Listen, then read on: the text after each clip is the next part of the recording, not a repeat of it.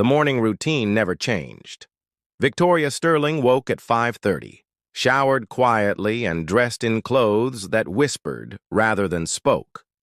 By 6, she was in the kitchen preparing breakfast for a husband who treated her like expensive furniture, necessary for appearances, but requiring no real attention.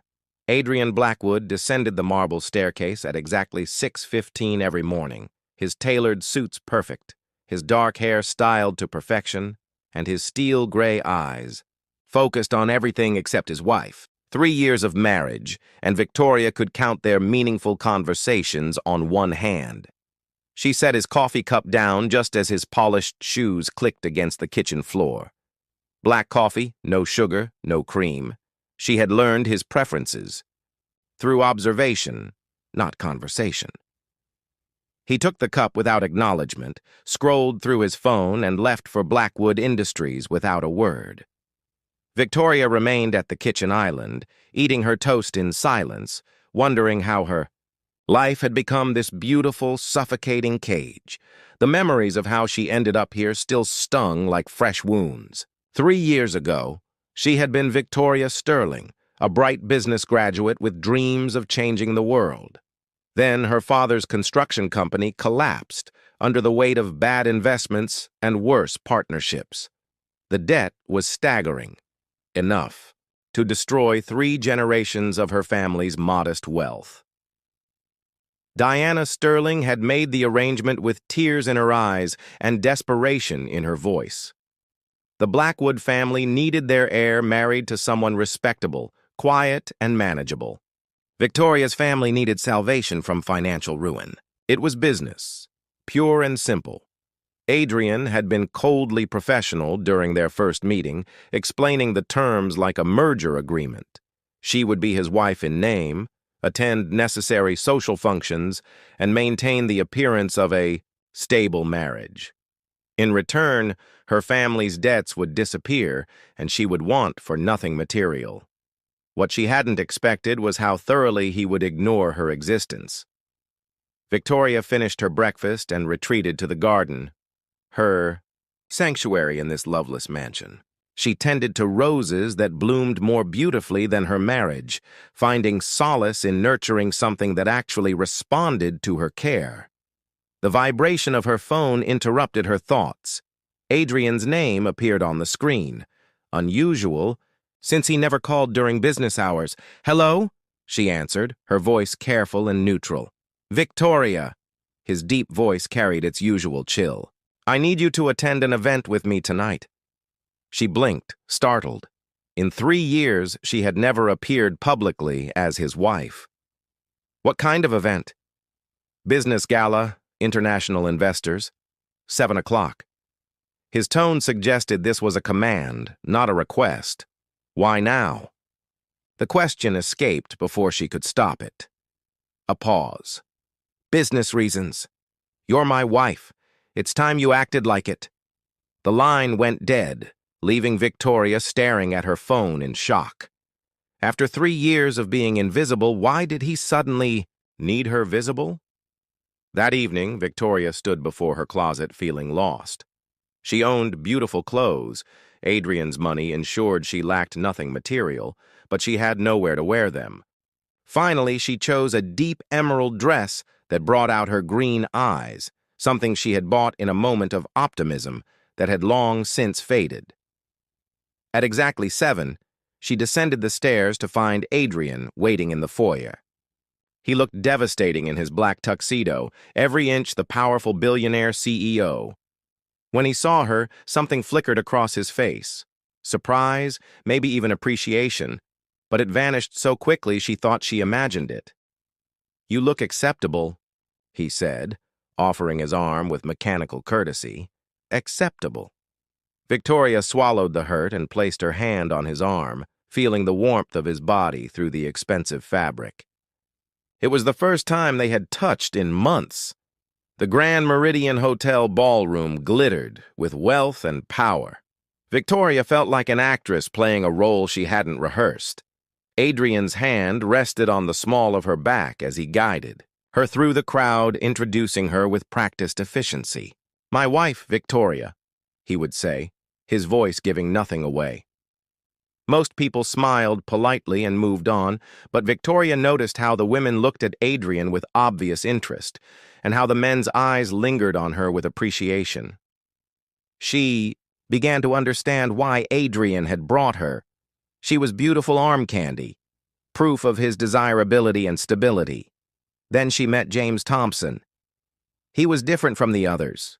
Warm brown eyes, genuine smile, and an easy confidence that didn't seem predatory. When Adrian introduced them, James took her hand and held it a moment longer than necessary. "Mrs. Blackwood," James said, his British accent adding charm to his words. "Adrian's been hiding you away. I can see why. If I had a wife this beautiful, I'd want to keep her to myself, too." Victoria felt heat rise in her cheeks. When was the last time someone had complimented her so directly? Adrian's jaw tightened almost imperceptibly. "James is expanding his operations into South America," Adrian explained, his voice carefully, neutral. "He's looking for local expertise." "How fascinating," Victoria said, surprised by her own interest. "What kind of business?" "Sustainable development projects," James replied, his eyes lighting up. "Ecotourism, renewable energy. I believe business should benefit communities, not exploit them." As James talked about his work, Victoria found herself genuinely engaged for the first time in years. Here was someone who saw business as more than profit margins and market dominance. "You seem very knowledgeable about international markets," James observed. "Do you work in the field?" Victoria felt Adrian's hand tighten on her back, a warning. "I studied international business, but I don't work," she replied carefully. "What a waste," James said, and Victoria's heart fluttered at the genuine regret in his voice. "Someone with your intelligence should be making a difference in the world." Before Adrian could respond, James was pulled away by another investor, but not before slipping Victoria his business card. "I'd love to continue our conversation sometime," he said with a smile that made her feel truly seen for the first time in 3 years. The drive home was tense with unspoken words. Adrian's knuckles were white as he gripped the steering wheel, his jaw set in a hard line. Victoria stared out the window, James's card hidden in her purse like a secret. "Interesting evening," she finally said, testing the waters. "Thompson seemed quite taken with you," Adrian replied, his voice dangerously quiet. Victoria turned to study his profile. "Is that a problem?" "You're my wife." "On paper," she shot back, surprised by her own boldness. Adrian pulled into their driveway and cut the engine. In the sudden silence, Victoria could hear her own heartbeat. He turned to face her, his gray eyes intense in the dim light. "You are my wife, Victoria. In every way that matters." "Really?" she challenged. "When did you decide that?" "Because for 3 years, I've been nothing more than an expensive decoration in your perfect life." Something shifted in Adrian's expression, a crack in his icy composure. For a moment, Victoria thought she saw something vulnerable beneath the surface, but then his mask slipped back into place. "Things change," he said simply. Victoria laughed, but there was no humor in it. "Yes, they do. But sometimes it's too late." She got out of the car and walked into the house, leaving Adrian sitting alone in the darkness, finally forced to confront what his neglect might cost him. That night, Victoria lay in her separate bedroom, James's business card on her nightstand. For the first time in 3 years, she felt like a woman worth wanting, and the feeling was both terrifying and intoxicating. Down the hall, Adrian paced his study, replaying every moment of the evening. The way James had looked at Victoria, the way she had smiled in response, the way she had challenged him in the car, it all pointed to one terrible truth. He was losing her, and he hadn't even realized she was his to lose.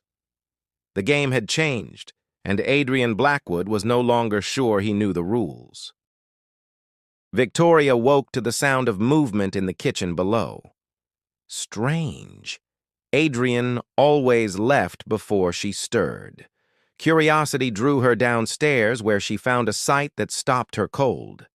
Adrian stood at the stove, still in his silk pajama pants and white t-shirt, flipping pancakes with surprising skill. The kitchen island was set for two, complete with fresh orange juice and coffee that smelled like heaven. "Good morning," he said without turning around, his voice softer than she'd heard in years. Victoria remained frozen in the doorway, wearing nothing but her silk nightgown and confusion. "What's happening?" "Breakfast." He turned, and she caught her breath. Without his armor of expensive suits, Adrian looked younger, more human. His dark hair was tousled, and there was something vulnerable in his gray eyes. "I thought we should eat together." "Why?" The question escaped before she could stop it. Adrian set down the spatula and faced her fully. "Because I've been an ass for 3 years, and I'm tired of pretending you don't exist." Victoria's heart hammered against her ribs. "What changed?" "Last night, watching Thompson look at you like..." Adrian's jaw clenched. "Like you were something precious, something worth treasuring. It made me realize I've been blind." Victoria moved cautiously to the island, accepting the plate he offered. The pancakes were perfect, golden and fluffy. When had he learned to cook? "This doesn't erase 3 years of indifference," she said quietly. "I know." Adrian sat across from her, his eyes never leaving her face. "But I'm hoping it's a start." They ate in charged silence. Victoria was acutely aware of how the morning light caught the silver threads in Adrian's dark hair, how his strong hands moved as he cut his food, how his eyes kept drifting to her mouth when she spoke.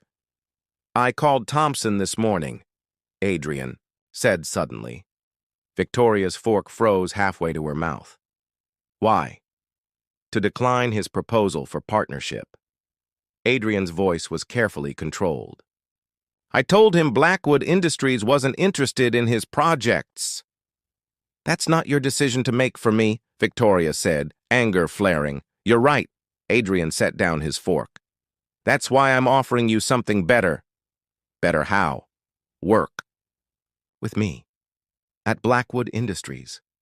I need someone with your expertise for our Latin American expansion." Victoria stared at him. "You're offering me a job?" "I'm offering you a partnership. Professional and..." Adrian hesitated. "Personal, if you'll have it." Before Victoria could respond, her phone buzzed. James Thompson's name appeared on the screen. Adrian's eyes darkened as she answered. "Victoria, darling." James's warm voice filled the space between them. "I hope you slept well. I've been thinking about our conversation last night." "James, hello?" Victoria was hyper-aware of Adrian watching her every expression. "I have a proposition for you. Dinner tonight to discuss the position I mentioned. I think you'd be perfect for my team."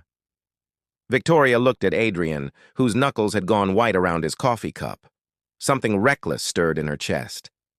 "I'd love to," she said, maintaining eye contact with her husband. Adrian's face went stone cold. The moment she hung up, he stood abruptly. "So that's your answer," he said, his voice like ice. "You had 3 years to make me an offer," Victoria replied, standing to face him. "I'm not going to drop everything just because you've suddenly decided. I exist. This isn't about business, and we both know it." Adrian stepped closer, and Victoria caught the scent of his cologne mixed with something purely masculine. "He wants you." "So what if he does?" Victoria lifted her chin defiantly. "At least someone does." The words hung between them like a challenge. Adrian's eyes blazed with something primitive and dangerous. "You think I don't want you?" His voice dropped to a whisper that sent shivers down her spine. "You've never shown it." Victoria breathed, but she didn't step back when he moved closer. "I've been a fool." Adrian's hand rose to touch her face, his thumb tracing her cheekbone with devastating gentleness. "But I want you, Victoria. I've wanted you from the moment I saw you in that emerald dress last night. Maybe before that, and I was just too stubborn to admit it. Victoria's breath caught. Adrian, don't go to dinner with him, Adrian said, his forehead almost touching hers. Stay here. Let me show you what kind of husband I can really be. For a moment, Victoria wavered, the heat radiating from Adrian's body, the intensity in his eyes, the way his thumb was still stroking her cheek. It was everything she'd dreamed of for 3 years. Then reality crashed back. One morning of pancakes doesn't erase 3 years of neglect, she said, stepping back. I'm going to dinner with James. Adrian's hand dropped and his expression hardened. Fine. But when you come home tonight, we're going to finish this conversation. It wasn't a request. That evening, Victoria chose her outfit carefully, a midnight blue dress that hugged her curves and made her feel powerful. James took her to an intimate French restaurant where candlelight danced across their table. You look absolutely stunning, James said, taking her hand across the table. Blue is definitely your color. Victoria smiled, trying to ignore the way her skin prickled with awareness when he touched her. It felt wrong somehow, like a betrayal of something she couldn't name. Tell me about this position, she said, steering the conversation to safer ground. James's eyes lit up. I need someone to oversee our South American operations, someone with your education and intuition. The salary would be more than generous, and you'd have complete autonomy. It was everything Victoria had dreamed of. Meaningful work, financial independence, respect for her abilities. So why did it feel hollow? There's something else, James said, his voice dropping. I have to be honest with you, Victoria. This isn't just about business. Victoria's stomach clenched. James, I know you're married, but what kind of marriage is it really? You deserve someone who sees how extraordinary you are. His thumb stroked across her knuckles. Come with me to Argentina next month. See what life could be like. Victoria stared at their joined hands, her mind racing. James was offering her everything. Career, adventure, a man who actually wanted her. It should have been an easy choice. But all she could think about was Adrian's thumb tracing her cheek that morning, the vulnerability in his eyes, the way he'd said her name like a prayer. I need time to think, she said finally. James nodded, though disappointment flickered across his face. Of course. But don't take too long. Some opportunities don't wait. When James dropped her off at home, Victoria found all the lights off except one, Adrian's study. She climbed the stairs slowly, her heart pounding with each step. The study door was open. Adrian sat behind his desk, still in his work clothes but with his tie loose and his sleeves rolled up.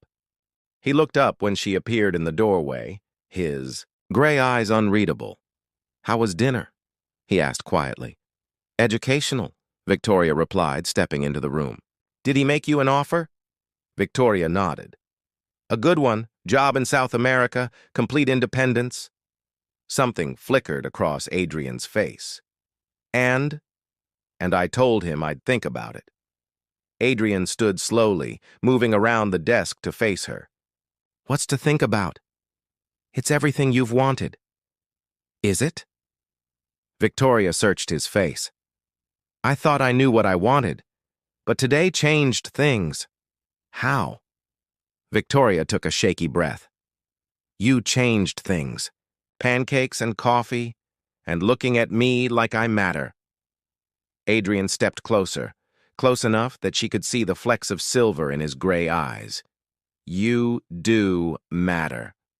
More than I ever realized. Prove it, Victoria whispered.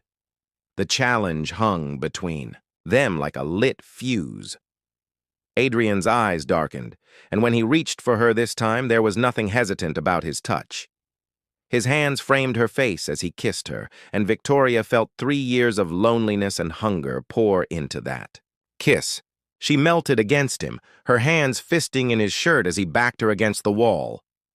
God, Victoria, Adrian groaned against her lips. I've been such a fool. Yes, you have, she breathed, but her hands were already working at the buttons of his shirt. When they finally broke apart, both breathing hard, Adrian rested his forehead against hers. Don't take the job, he said quietly. Stay here. Work with me. Let me spend the rest of my life making up for the last 3 years. Victoria looked into his eyes and saw everything she'd been searching for. Desire, regret, hope, and something that might have been love. Ask me properly, she said. Adrian's hands slid down to her waist, pulling her closer. Victoria Sterling Blackwood, will you give your husband a second chance? Will you let me love you the way you deserve to be loved? The words she'd waited 3 years to hear finally came, and Victoria realized she'd already made her choice the moment he kissed her. Yes, she whispered, and sealed her answer with a kiss that tasted like new beginnings. 6 months later, Victoria stood in the gleaming conference room of Blackwood Industries, presenting quarterly projections to a room full of executives who hung on her every word. The shy, invisible wife had transformed into a confident businesswoman who commanded respect through intelligence and grace. The Argentine project exceeded expectations by 30%, she concluded, her voice steady and authoritative. I recommend we expand operations to Chile and Peru within the next fiscal year. Applause filled the room. Adrian, seated at the head of the table, watched his wife with undisguised pride and something much deeper. When their eyes met across the polished mahogany, heat flickered between them like a shared secret.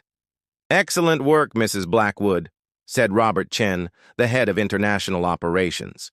Your strategy has revolutionized our Latin American presence. As the meeting dispersed, Adrian lingered behind, waiting until they were alone. Then he crossed the room to where Victoria was gathering her papers, his movements predatory and purposeful. I mentioned how incredibly sexy you are when you're being brilliant? He murmured, his hands settling on her waist from behind. Victoria leaned back against his chest, savoring the solid warmth of him. Only about a dozen times today? Not nearly enough. Adrian's lips found the sensitive spot behind her ear, making her shiver. I have something for you. He produced a small velvet box that made Victoria's breath catch. Inside nestled a stunning emerald ring, the stone the exact shade of the dress she'd worn to their first public appearance together. Adrian, it's beautiful, but what's the occasion? 6 months since you chose to stay. 6 months since we started over. His voice was rough with emotion. I wanted to mark the day we really became husband and wife. Victoria turned in his arms, her eyes bright with unshed tears. You remember the exact date? I remember everything about that night. The way you looked in that blue dress, the way you challenged me, the way you kissed me like you were claiming me. Adrian slipped the ring onto her right hand. I remember falling in love with my own wife. The words still had the power to steal her breath. Victoria had heard them before, whispered in their bed during passionate nights, murmured over morning coffee, declared during heated arguments that ended in even more heated reconciliations, but they never failed to make her heart race. I love you too, she said, pulling him down for a kiss that tasted like promise and desire. They might have stayed like that indefinitely if Victoria's assistant hadn't knocked on the conference room door. Mrs. Blackwood? There's a James Thompson.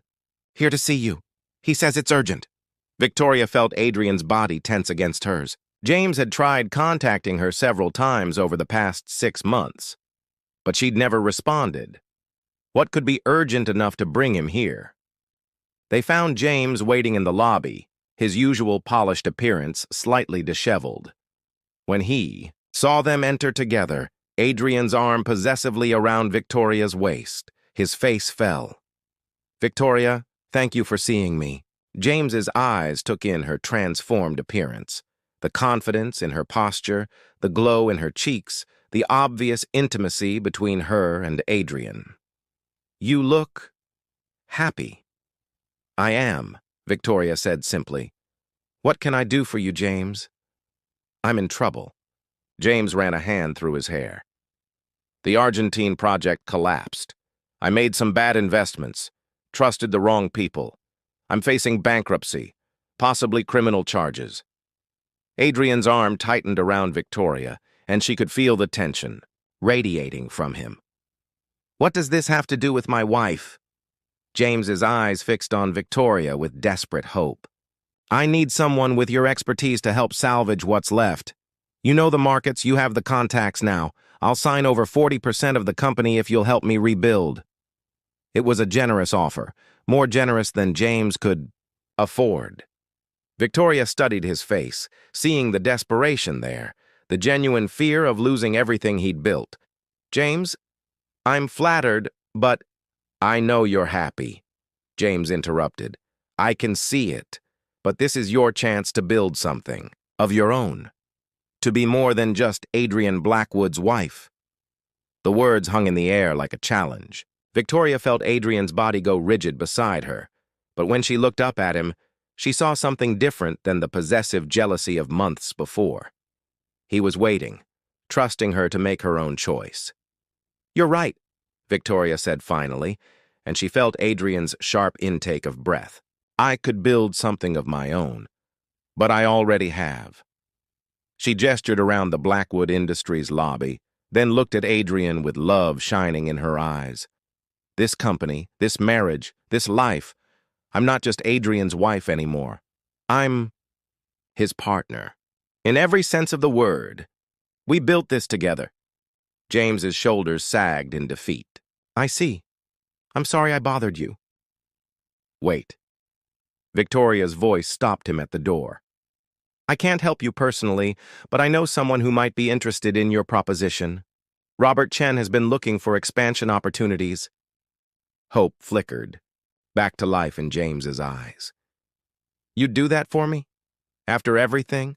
Victoria smiled. "You helped me realize my own worth, James, even if it wasn't in the way you intended." After James left, Adrian pulled Victoria into his arms right there in the lobby, not caring who saw. "I thought I was going to lose you again," he admitted against her hair.